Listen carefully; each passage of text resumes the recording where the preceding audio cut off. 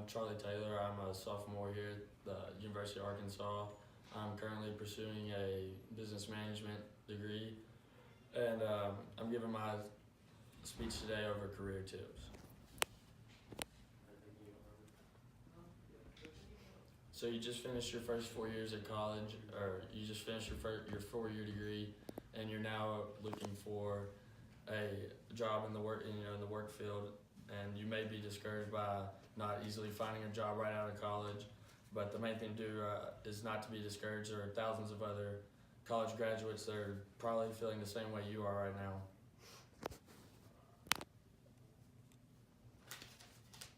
So the first step is to increase your chances in a competitive work field is to work on your resume. So the first thing you need to do is make sure that it's mistake-free, and that it proves that you're the most qualified worker for the job, and that you separate yourself from the other recent graduates or candidates for the job. Another thing I'd like to cover on is your cover letter. You need to make sure that it's mistake-free as well, and it's not something that can necessarily get you the job, but it's definitely something that could not get you the job if it comes in not well prepared.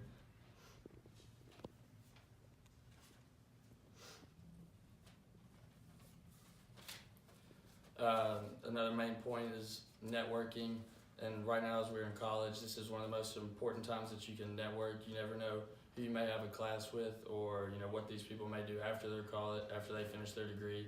So it's very important to get to know people and make connections. Very important quote of this, and it's very true, is it's not always what you know, but who you know.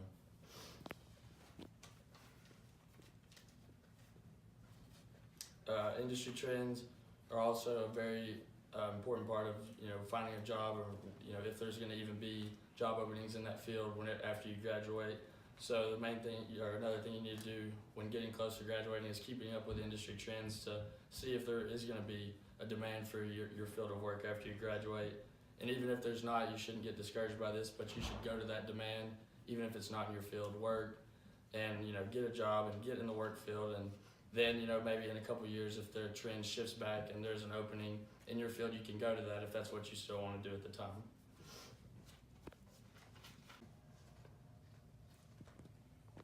Preparedness is another topic that you can't stress enough when it comes to job search, because if you're not prepared, employers are gonna just see that right away, and they just know that you're not the one for the job. So something you have to do is make sure you always keep your resume up to date, and know your qualifications. If you get the call, be ready to talk about yourself and explain why you're the best person for the job, or why you think you deserve it.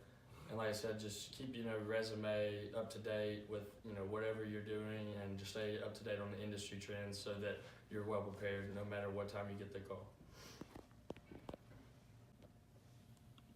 Hi, in this video, I'm going to show you the fastest way to get a job.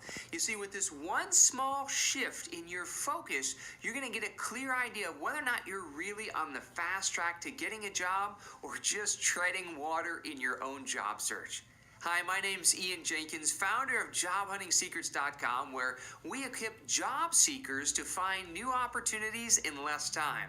Searching through job boards, surfing company websites, polishing your resume, filling in online applications, they're all typical activities that we associate with making progress in a job search, right? Well, if you spent time the past weeks and months doing these exact same activities, have you seen any real progress in your job hunt? Chances are you're not where you want to be in your job search right now. You see, I was in the exact same position myself. After spending endless days online looking for a job, 63 resume revisions, and nearly 1 year of unemployment, I knew I was not on the fast track to a job. And that's when I started researching different approaches to job hunting. Now, there was a question that made me rethink my entire approach, and that was, what's the tipping point in my own job hunt? In other words, what's the simple activity, that most important activity in my job search, and am I spending enough time doing it? I started looking at my entire job hunting process and all the things that I was doing to fill my day. I was searching through job boards day in and day out. I was reading through emails filled with career alerts. I was surfing company websites every day and polishing my resume until it sparkled. And then, if I was lucky, I was filling in applications as well. I did all of these things in the hopes of landing an interview. Now, when you look at all of these activities, which one has the most value to you and your job hunt? In other words, if you only had 30 minutes to spend on job hunting today, which of these would be the most valuable use of your time? And the answer is interviewing. Why? Well, when you meet a hiring manager, that's when you become more than just a resume. It's an opportunity to demonstrate your skills and the value that you can bring to an organization.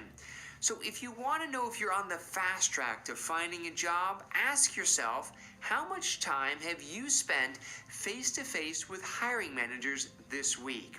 You see, the more time you spend talking, discussing, and meeting with managers in the industry or the companies that you want to work in, the faster you'll find a job. Now, in the book Headhunter, This brings me to the last slide that I have, and it just says to be positive. It's you're not alone in your job search, no matter how discouraged you may feel.